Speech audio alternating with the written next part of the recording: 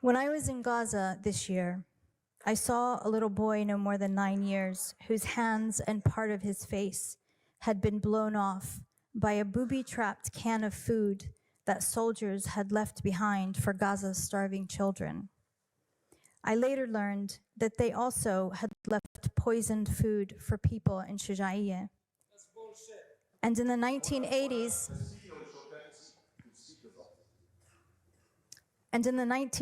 and 90s, Israeli soldiers had left booby-trapped toys in southern Lebanon that exploded when excited children picked them up. So they respond, they can't, like, they say that's bullshit, right? In this like hall of, intellectual decorum. That's how they respond to your claim, which is true. And then, I mean, it makes sense that people would want that part about, I mean, everything that you're describing is awful, but I think there's something like particularly diabolical about booby trapping toys.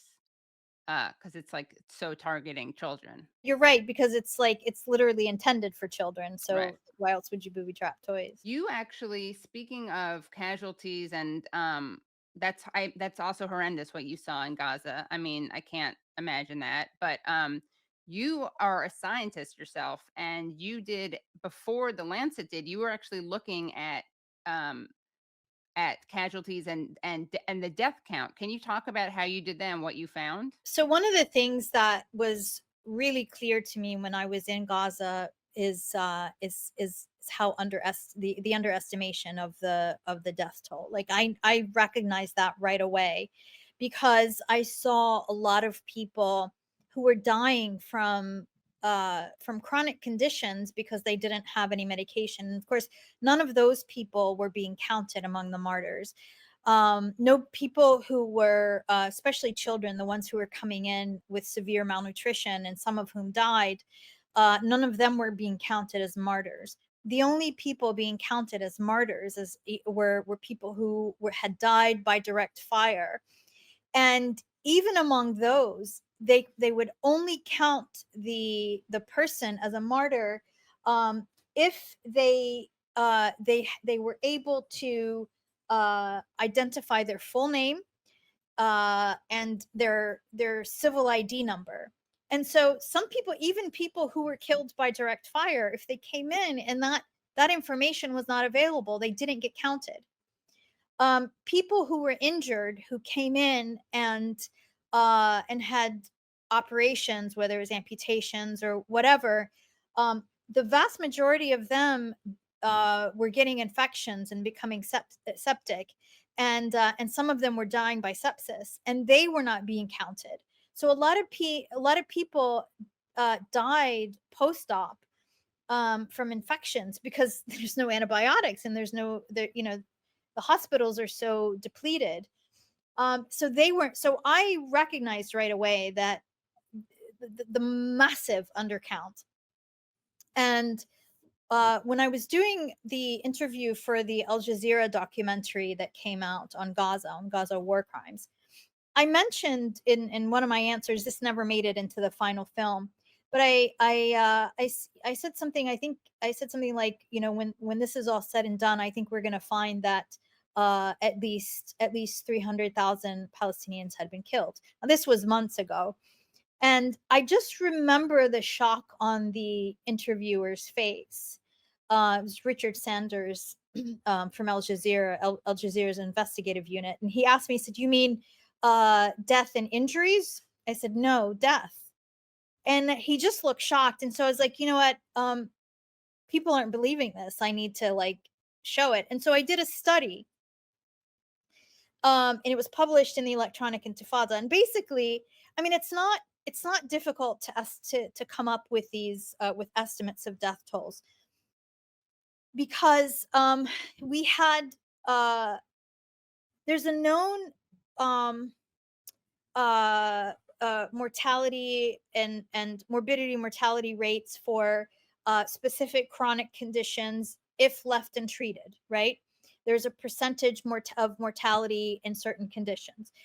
So we know that. And we also know the number of people who had these chronic conditions. We also know the number of people who are missing. There are an estimate that data is there. We have a precise count of people who met the conditions that I mentioned before, who were killed by direct fire, were identified by name, and so forth. And also one can estimate quite easily the death from indirect deaths, and I go through all of that, and I do it very scientifically, and I referenced the relevant literature and scientific literature. And so the final estimate that I came up with, this was back, I forget when, it's months ago now, but the final estimate was a range within a certain margin of error. It was 194,000 to 514,000 plus. And that, that included direct and indirect murder by Israel. That's like a quarter of the population on the upper end of that. And of course, nobody, Wow. nobody paid me any mind until 10 days later, the Lancet journal, one of the most prestigious medical journals, published a short sort of estimate. I think it was around 186,000. And actually, the first time I saw it was messaged to me by Richard Sanders, who I think didn't believe me Right. during the interview. He messaged me, and so that coincided with the lower end of the range that I had come up with, and yeah, and I still I think that's a massive underestimation. Actually, the 186,000. I think it's far more than that. It's just horror upon horror, but knowing that that that more people are dying in part because they don't have the fuel to lift the collapsed buildings is just, you know, another level of horror. Yeah. As is Israel not letting in anesthesia as like a record number, a record ratio, record percentage of children are undergoing amputations. And a lot of people, you can die from shock too, and so the pain can be so severe that it sends you into like a fatal shock. And that's happened to a lot of people who just, you know what one of the most intense physical pains you can feel is bone pain, like sawing through bones. Like that is, um that's like barbaric, that's off the scales pain, and children were going through that, if you can imagine.